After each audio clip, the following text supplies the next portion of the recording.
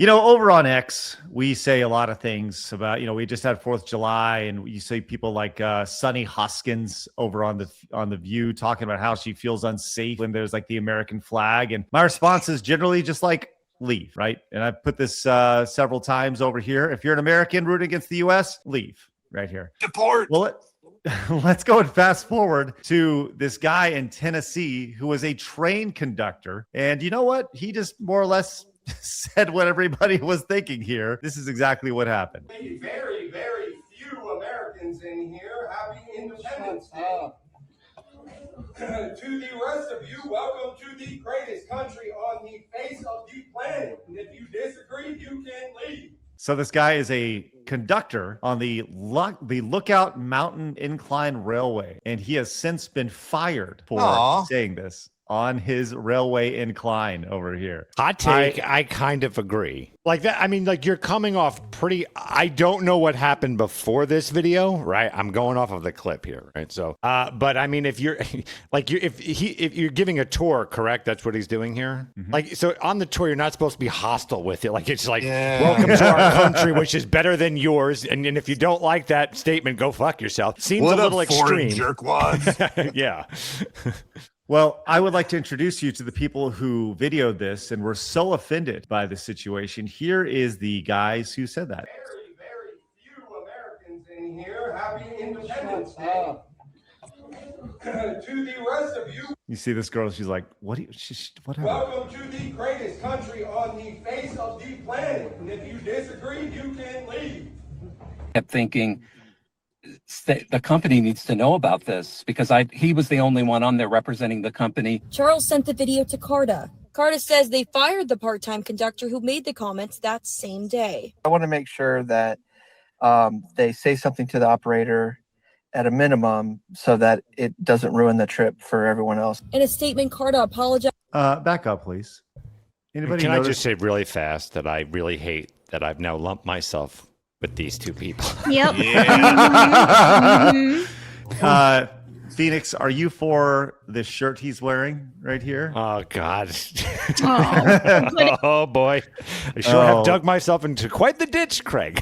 Yep. Well, I can see how someone who's part of the Abolish ICE crowd would be opposed to what this guy is saying. So I get that. Yeah. Hey, they just want to make sure everybody had a really good, safe time. Doesn't ruin the trip for everyone else. In a statement, Carta apologized to all the passengers who experienced this. Watch the video and, quote, felt it sting. Going on to say we have zero tolerance. Felt it sting over there. Felt the sting of that statement. Oh, brutal. Gosh. Ugh. Sting. Going on to say we have zero tolerance for language that demeans or excludes anyone who rides with us. A person claiming to be the conductor in that video commented on Facebook saying there were maybe 5 Americans out of 40 people on that car. When we reached out to him, he said he didn't feel like his comments were xenophobic or racist. And if you don't believe making this country great, why are you here? I just want this incline to be an enjoyable experience, for everyone riding and for everyone, like my dad said, for everyone to feel welcome in our country. Am I the only one that thought they were a couple? No, I assumed that as well. Yeah, actually, before he said that, I thought, they were. Oh, because if I was the dad, I'd smack him in the head. Oh, good Lord. Man up, dude. In my various travels, I've taken plenty of tours. Like you go to, England, you got to ride around on the bus thing. You go to the UK, they have a similar thing there. They have like boat tours and whatnot. And one of my favorite of those was when we were in the Netherlands on one of those boat tours, the Dutch train operator microphone man was so over the top rude to all of the visiting Americans, like constantly making fun of the Americans. It was hilarious. Every American was just busting up laughing at the constant digs. Like, over here is, this particularly famous house, followed by a dig to Americans. And we had a great time. It was awesome. I don't understand why this would be a problem. I agree with what Phoenix says and what the clearly strange Abolish ICE gay couple says. I understand you want your incline rides to be as enjoyable as possible. All the gay Abolish ICE people say that. But just the same, I don't get it. I don't get it. In fact, I think the only place where this conductor went wrong is he didn't go further into it and start making jokes about those people's home nationalities. That's where it could have really taken a turn to the epic, and he would be given his own radio show. Well, this guy, the guy who reported this, does have a TikTok, and he wants you to know that he is indeed a mountain man over here. This is him doing. Yeah, he probably mounts other men. Hey, easy, Blabs. This is entertainment here, guys. Just want to let you know this is high quality entertainment. Does he have autism? No, but he is a high quality video gamer here. This Nathan Schreier here, who several of his TikToks are video game related. But I'll tell you this, listen, Duke, I always tell you about how you have quite possibly the greatest website in history. Yeah. I want to let you know this guy may beat you. Let me see graphic. He's got you beat there, Duke. Oh, that is good. Oh, yep. So he is there a we go. happy graphic designer. Yep. He's infatuated with April O'Neil down here, which is good. His TikTok is filled with all sorts of wonderful messages like frick ice over here and complaining about Disney parking. So that's the type of person he is. You got to see his timeline. You see how many people he's following? 4,000 people on TikTok. Oh my God. Wow. That's a lot of people to follow with only 396 followers back. Uh-oh. He doesn't even do follow for follow. Man, no. That's a losing strategy right there. So what do you think? Okay, I wanted to kind of touch on this really quick because I have a solution here for something like this, and this may sound drastic. I spoke about how there's a bakery that's got some national news that's within about 30 minutes of where I live, and that bakery has said that they think that MAGA Republicans are like horrible people. They're fascist. They make these cakes that have like Donald Trump's head getting blown off and stuff, right?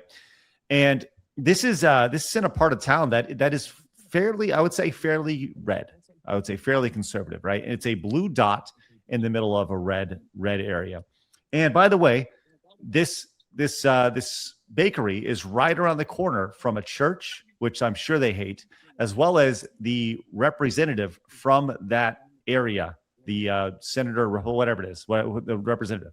Okay, so here's my solution, which may sound very extreme. When you have a situation like that, this is in a like outdoor mall-ish area that you can go and walk around in a situation like this, where you see somebody or a company like that you don't like, you don't just boycott them, you boycott everybody around it. And the reason why, yes, I am.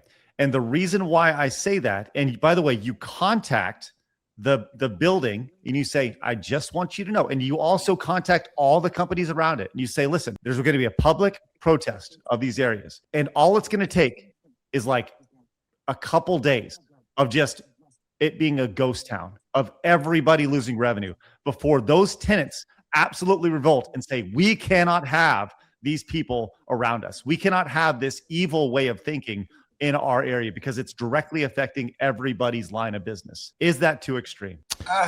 There's never too extreme, Craig. Yeah, I mean, what by the way, was that your conclusion solution? This is the final solution that I have for a situation like this, where yes. Okay. This is my solution that ultimately it will hurt. It is like ripping the Band-Aid off slowly. And it's going to hurt people who are good people. And that sucks. And if I was in the situation, I would hate it. It's to get rid of the cancer. What if there's a cancer clinic next to this place? There's a little sick child carrying a little bag. Well, I guess I'm going to not see my 6th birthday. I will make exception to medical Tough clinics. Shit, kid. Is my idea too extreme? I mean, it's up to the individual. I get it. I mean, boycotting an individual or a business because they say or do something you don't like, that's easy. That's straightforward, right? There's no big harm that comes from that, from boycotting them, because you didn't like what they were doing or saying anyway. But boycotting everyone who's near them does make it so it's hard for those around them to ignore the issue. It forces them to say, I want to be on the record as being for or against whatever that person or that business is doing. Strategically, that makes absolute sense. It's like when you're at war with a country, you isolate that country. You force the neighboring countries to take a side on the issue. You can't have it both ways. The chat is Excuse very me. divided. Well, You Greg, see it by- I don't know if you've thought this far. I'm curious. So, if a place like that exists in this town and it has not been boycotted by the citizens of said town, how are you getting the people of said town to not only boycott that place, but then to also boycott all the people that they may know, especially if it's a small town? You know, the mom and pop pizzeria, et cetera. Like, what's your plan of action to get everyone to rally against that if that cancer already lives in that town? Here's the biggest issue, though, is that the bakery itself is actually very successful because psychos like go to it to support it, right? It's the psycho bakery that all the psychos go to support psycho products, right? So it itself is very successful, which is why you kind of have to nip it at the bud. Whether or not, you know, the sane people in the area, people who like know what a boy is and know what a girl is, like go to it, is inconsequential because there are enough psychos that will travel to support said cause, which is why you have to go nuclear around it and just have a total blast radius that is totally not fair to anybody else in that area. It is totally not fair. But No, but you're those right. tenants- Strategically, I mean, it's like in a war. You do have to strategically take a stand. There is another option here, though. Wait. Go ahead. Before you go, I want to play some chess real quick before you get to the new point. Sure. Yes. I'm going to be your enemy now. Okay. Right? So we're doing strategy, which war By the way, they're already doing this stuff. The stuff that I'm talking about, it's already being done to the other side, right? So I'm just throwing it out there. Yeah. So here's what I do. I get my bad shit. So if I love this crazy place, I then because the crazy people are way better at this shit than you guys are, right? So we go, all right, I'm going to get all my crazy folks. Not only am I going to help and aid that place, I'm going to tell them, all my folks, let's support those mom and pop stores and hold signs like, we support the small businesses. We won't let you, like, so how do you beat me on that? So let me tell you how, because there's way more people who have common sense than there are not. And the money that comes out of those people who are insane will not be able to support all that. Because at the end of the day, well, what's going to happen is it's a trickle-down effect. It starts with the bakery. It goes to the people outside of it, you know, all the people that are surrounding it. But ultimately, the biggest decision maker in all this is the landlord. Because they need to make sure that they are getting their money on a month-to-month basis. Do you have a job? And if those because tenants, we don't, and we that? can stay there longer than you can. Right, but they also can't pay for anything. That's the problem, or that's the solution, is that they can't pay to keep these people in business, right? So ultimately, the landlords don't get their rent, which ultimately there's got to be some sort of clause in their agreement that some sort of morality clause or something that they could trigger to boot them. Like I said, I'm just working through this. I know this is extreme, right? You're gaming it. We're gaming this. We're laying it out, seeing how this works. Okay. Two thoughts. The first is that, Craig, you're right. People on the political center or right tend to be more likely to vote with their wallet, right? Those tend to be the people who are like, okay, I'm going to take my money from movies over here because these people aren't talking down to me or whatnot. People on the extreme left, they get loud about their support, but they tend to not vote with their wallet quite so heartily, right? So that's why the whole go woke, go broke thing is true, because it doesn't matter the fact that there are a lot of very woke people. They don't vote with their wallets, but the other side does. The other thing I want to throw out here, and this comes back to Texas, because there was a small, or fairly large Islamic community outside of the Dallas-Fort Worth area. And they were running very, very large. And they were running, this was some months back, I was watching the news about this. I'm sure you, Craig, saw a lot of this. They were running this big giant summertime party water park thing that was going to be specifically only for Islamists. You had to be an Islamist to be there. It was determined that that was a violation of the law, and they couldn't say that non-Islamists couldn't come. And then the most beautiful thing I'd ever heard of happened. Church groups said, okay, we're going to go too. So little Baptist church groups were going to show up at this Islamic only event.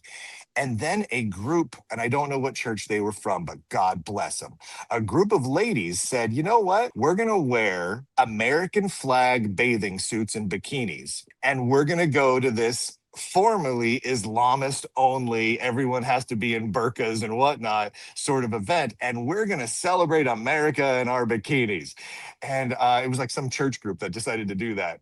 And then the Islamic group said, you know what? We're just going to cancel the event entirely.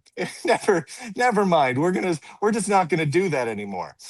And so one of the great things that you can do is you can, when you've got the one shop in the one part of town, it's pretty amazingly easy to drive out those sorts of people, those intolerant, basically, people, by simply being extremely yourself in close proximity to them, because they can't handle it, whether they're the extreme woke left or whether they're the extreme Islamists.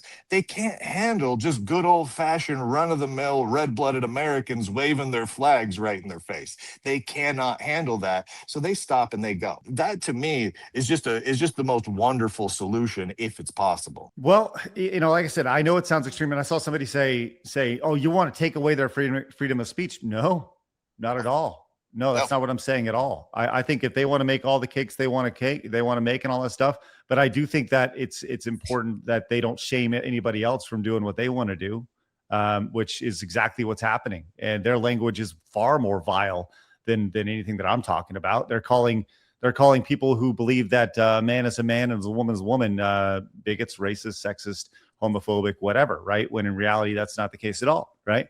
They are literally calling for violence against these people. And all I'm saying is hey, why don't we just vote with your wallet? Hit that subscribe button right here and watch another video right here.